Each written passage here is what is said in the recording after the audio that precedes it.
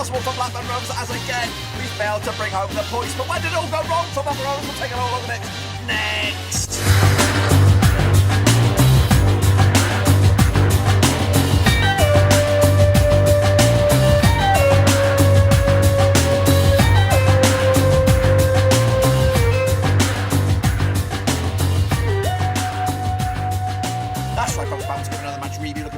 Blackburn Rovers' latest match in the Championship, a defeat, that's right, up against Fulham, and of course we'll get to that in just one second. If you're new, where you've been, smash your subscribe to keep your bang today. All things Rovers related, Championship related, World Football related, we got it all here, boys. And one Roosty, that's right, of course, we came, we went.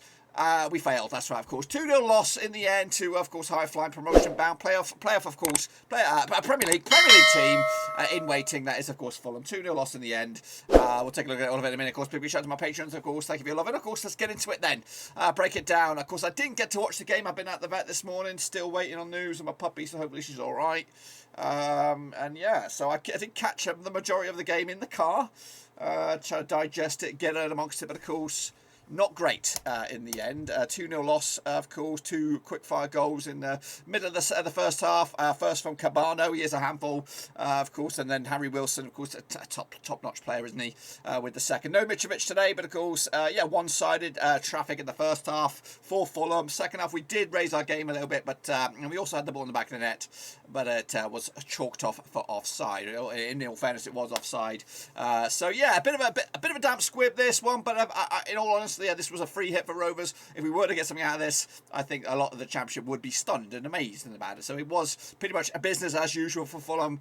And in my defence, I thought this was the time to play him. Of course, and honestly, I think if that goal had stood for Gallagher when it was in the back of the net, this might have been a different scoreline. Well, it would have been a different scoreline, obviously, but the result probably would have been different, and maybe Rovers could have salvaged something. But of course, realistically, free hit. If we got something, yay. If not, we now just move on, dust ourselves down, of course, quickly. And of course, Tuesday night we'll take on Millwall back at Ewood Park. 3 home games in a row now, and a good chance for us to get back on the winning train. So here is the stats then: 14 shots for Fulham. There, 63% possession, of course, of the 2 halves. 37% for Rovers, just 4 shots on the day. 2 off target, 2 on target, and of course corners are 5 apiece. So we'll pick those stats in a little bit more detail then, shall we, of course. Right then, folks, let's take a look at the stats in a bit more detail then, shall we? Of course, as you can see there, 63% possession for Fulham, of course. Total, this is total stats here now. 3 big chances, of course. 2 Woodwork was hit twice. Long range effort, of course, by Nico Williams. I think David Beckham-esque hits the woodwork. Kaminski was beat. And yeah, in all honesty, Fulham were the better side. Of course they were. Of course they are. More often than not, they're going to win these games, especially at home. But Rovers did give themselves a bit of credit in the second half when they did fight back. So let's take a look at the stats then broken down. First half, as you can see, 68% possession for Fulham in the first. Of course, 32 for Rovers. Just 2 shots in the first half for Rovers. 8 for Fulham. 5 of them on target as well. Yeah, a couple of big chances, and then they took them, like I said. Not like I said, but like I said. Kicking off forward, though, in the second half, it was much better for Rovers. 43% possession. Again, not overarching, not running away with it, but 57% possession for Fulham. 6 shots for them, 2 for us. They did hit the woodwork twice in the second half, and again, 1 big chance. We didn't really have a big chance. The only chance we had was, of course, that own goal, which was fair.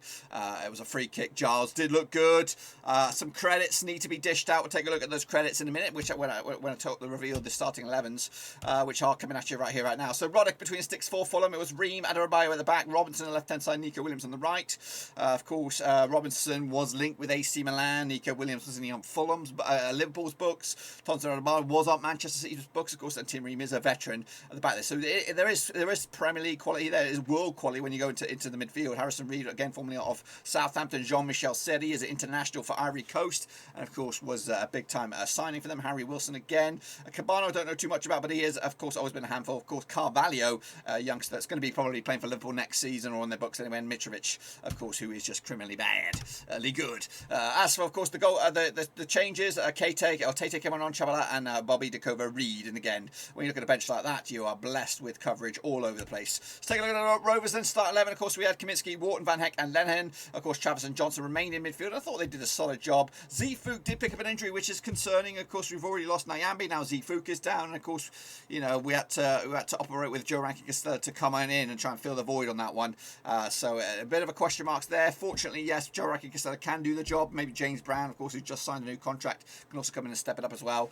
Pickering on the left-hand side, of course, Kadra, Giles, and Dolan was the starting 11. But it did change in the second half. We did bring on Gallagher, we did bring on Costello, and we also brought on Joe Rothwell for a bit of a cameo. But to be honest with you, not much changed in that regard. Let's take a look at, of course, the match ratings then. This is not my match rating, this is the third-party match rating. Of course, they give the man of the match to Harry Wilson, of course, that's 8.1. Who else got over 7.8 for Seri there in midfield. Asa Rovers, their best player.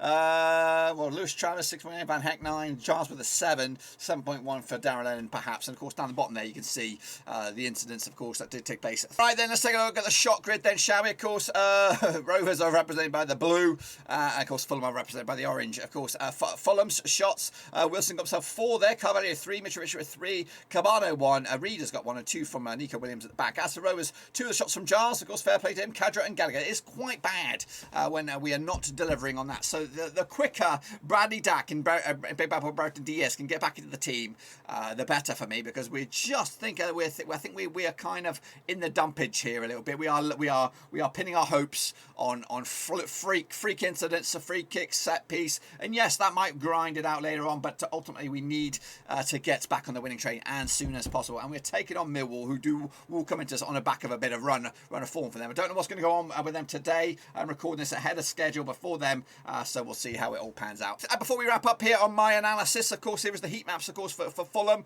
Pretty much every blade of grass covered in the defensive and the middle third there. As for Rovers, Hardy barely even touched the attacking third there. Of course, pinned back, of course, in defensive stature.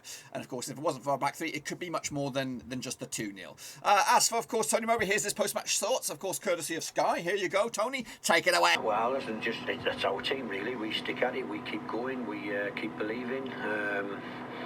It's really difficult when you come to players like Fulham and you know, hand them a couple of goals, really. I think you need to stay in the game. Ideally, you need to score the first goal and then they overcommit a bit and you can score again. But they're a good side. They're not top of the table for no reason. They've got good players. They've got good patterns of moving the ball around the pitch. We didn't have enough to do. We obviously didn't put the ball in the net. You needed to do that. Would have been interesting if we'd have scored 15 minutes from the end, and that might have put some real fear in their stomach, really. But because I thought we were on the front foot and looked pretty dangerous, and yet it's difficult to look dangerous for 90 minutes against a team who can control from the back. Really, we've obviously had Tosin Adebayo at our football club, and know what a really talented footballer he is. If you overcommit too many and try and press him, he plays through the lines exceptionally well. So yeah, they've got a good balance. They're a good team. For us, it's not, as I've said to you before, it's not about the defeats. We've got to try and win 5 or 6 games from now to the end of the season, and that's doable for us. We've got 3 out of 4. The next one's at home, and before the international break, and so hopefully there's points there for us to pick up. What was the plan at half time to try and retrieve the situation? You brought on Sam Gallagher, and he did have the ball in the net, of course. We were 2-0 down at home. We had 10 men, mind you, at home, so it was a fine balance between how positive do you go, trying to score the next one, and be careful that you don't lose a quick goal. That's the fine balance for us, and I think we got that all right. I think we were trying to build into the second half and see if we could get the next goal, but not go gung-ho right from the kick-off and leave holes everywhere. So as I said, we did have the ball in the net. It was ruled out, but it would have been interesting that last 20 minutes or so if that goal had counted. Alrighty then, folks, let's take a look at what else went on this weekend. Of course, out in the Championship, as you can see, the scores are on the board right here, right now. Depending on whether or not I get to it or not, if I post this video before or after the final missiles, they will be updated. But as of right here, right now, of course, Sheffield United with a 1-1 draw against Nottingham Forest. Of course, Huddersfield with a 3-0 win over Peterborough. And of course, Rovers did lose to Fulham. Of course, the rest of the stuff is there in all your leisure. Take a little look at it. And of course, there you go. Of course, kicking on forward, this is what the table looks like as well. I think regardless of what happens today, we will still be in the playoffs. Of course, Sheffield United, of course, played their game yesterday, so they are in 6th. Of course, Luton take on Middlesbrough. That's the only way that we could move downwards. I think if Luton were to win quite comfortably, they'll go above us. Dizzy Heights, of course, for Luton. Again, it will be reflected here if I've changed it or if I've delayed the upload on this one. So that's there. Kicking off forward to the weekend, we've got 6 games in action, of course. Tuesday, we'll see Barnsley against Stoke, Sheffield United against Middlesbrough, Coventry against Luton. We have Bournemouth against Peterborough, Swansea against Fulham, and, of course, Rovers take on Millwall. And hopefully I'll be there for the watch-along for this one. I just got off the phone with the vet, and the vet, Luna, has got a laceration in her back of her throat there, and it's a little pretty rough. Rough. It's a bit rough, but she'll be bouncing back in good shape. But taking some antibiotics, so I'm a little bit more happy with the state of play of that. But that's it, guys. Thanks for watching. Again, I do appreciate you guys' support here right here and now. Of course, I couldn't do the watch along, which is a bit of a shame. But what did I miss? Really, I missed a bit of a 2-0 drubbing. So anyway, regardless of all that, I didn't get to cover the Twitter sphere. Here is, of course, the post-match thoughts. Of course, the social media aspect. So let's get into it. All right, then let's kick it off forward. Take a look at the social media side of things. Of course, Thomas Evans said this pathetic performance, even more pathetic performance from the referee, better than the home fixture, but that's not saying much. Our players weren't protected at all by the referee. And Satsuki said much better second half, but once again we pay the price for a slow start away from home. We need to try and find the same intensity from the start as we have at home, but in all honesty was never expecting anything from today. Rossi Blue said overall a very frustrating result, given that both of Fulham's goals came in about from mistakes by some of our most solid players, but poor first half, much better in second. Now we have to capitalise on the 3 upcoming home games and put 9 points on the board. Jordan Kingsley said goalless and dreadful performance again. Players' confidence must be in the mud. Next 3 wins.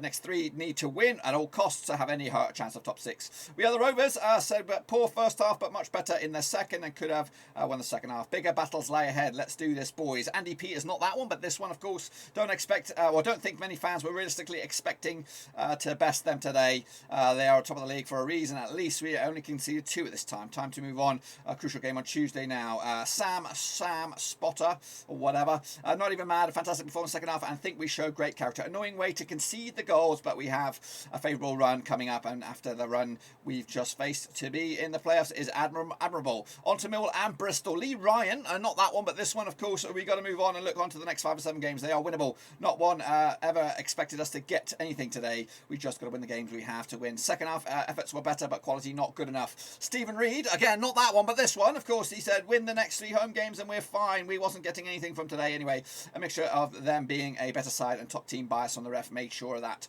Move on and win these home games. That is just about all the stuff I got on social media, so make sure you check it out. Look on my Twitter at Roverseas, of course, and make sure you check out, of course, the replies and the old post-match thoughts there. So that's, of course, the tail of the tape. Of course, yes, we do go on. We move on. Of course, looking forward to Millwall, of course, coming at you this Tuesday. We should hopefully have a watch on. We'll have a preview, and of course, and later on the channel we may have a vlog. I don't know. Of course, it's dubious if we get the vlog.